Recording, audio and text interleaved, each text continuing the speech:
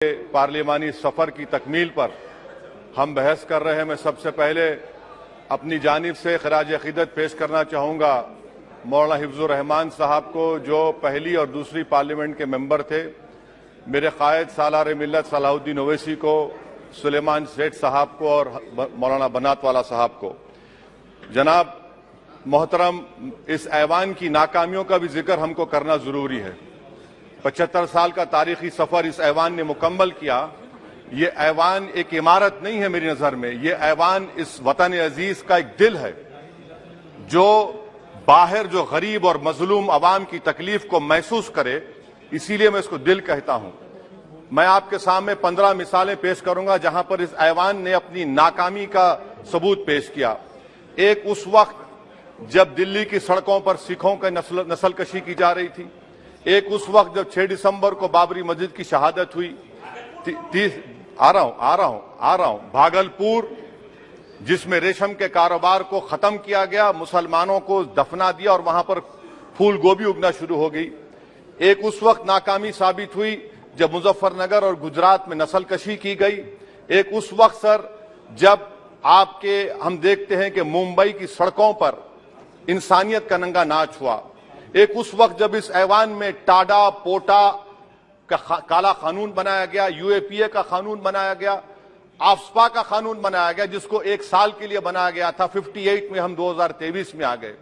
एक उस वक्त नाकामी साबित हुई जनाब, जब हम देख रहे हैं कि आज ये जो दिल है, भारत का दिल है, हिंदुस्तान का, इंडिया का दिल है, आज गरीबों में, मजलूमों में, मुसलमानों में, कश्मीर की अवाम में, दलितों में, आदिवासियों में इस ऐवान की मोहब्बत और एतमाद खत्म हो रहा है, कम हो रहा है। इसीलिए जनता सड़कों पर आकर एहतजाज कर रही है, क्योंकि उनको लग रहा है कि ये इमारत बन चुकी है, हमारा दिल नहीं है।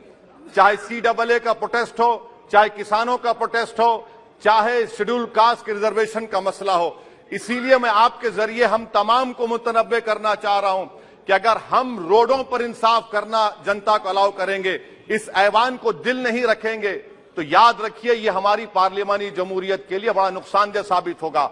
और नुकसानदेह इसलिए भी होगा कि क्या हमको अपने ख्वाब गफलत से, अपनी जिम्मेदारियों से निभाने के लिए क्या भगत सिंह को आके बैठना पड़ेगा ऊपर कि देखो तुमने 75 साल में कैसा कानून बनाया और किसको कहां तक पहुंचा दिया।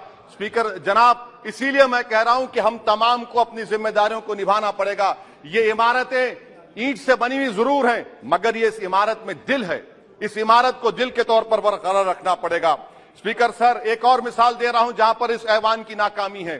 सर, अब तक लोकसभा के कितने 899 मेंबर कामयाब हुए। अब बताइए सर, पार्लियामेंट्री जमहूरियत में, शराकतदारी की जमहूरियत है, रिप्रेजेंटेटिव फॉर्म ऑफ डेमोक्रेसी में 8,992 में कितने मुसलमान कामयाब हुए?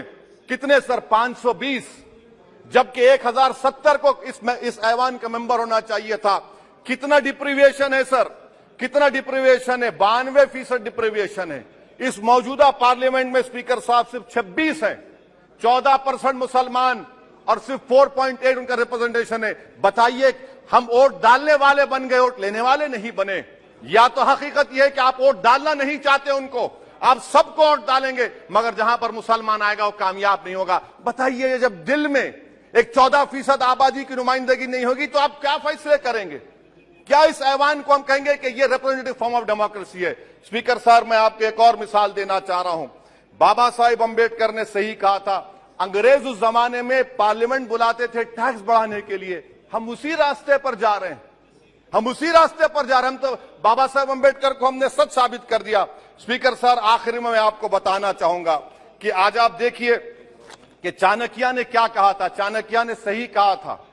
चाणक्य ने सही कहा था कि जब राज चलाने वाले व्यापारी हो जाएंगे तो उस राज के लोग भिखारी हो जाएंगे।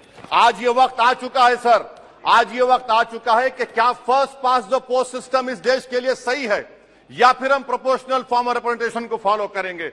First pass the post system, जिसके पास एक मजहब का वोट होगा, जिसके पास दौलत होगी, वही इस ऐवान में आ रहा है। इसीलिए हम कह रहे हैं कि आप इस जमहूरियत की कहीं जमहूरियत कमजोर ना हो जाए, मुझे इस बात का डर है सर। आखिर में मैं खत्म करने से पहले, एक बहुत बड़े शायर ने कहा था, उस पर खत्म करना चाहूंगा कि अभी चिराग सरे राह को कुछ खबर ही नहीं, अभी चिराग सरे राह को कुछ खबर ही नहीं, अभी गिरानिए शब में कमी नहीं आई, अभी गिरानिए शब में कमी नहीं आई, निजात दीदे दिल की घड़ी नहीं आई, चले चलो कि मंजिल अभी नहीं आई। स्पीकर साहब, आखिर में याद रखिए एक बात को मैं सबसे कह रहा हूं कि पिच बदलने से गेम नहीं बदलता, गेम को बदलना पड़ेगा।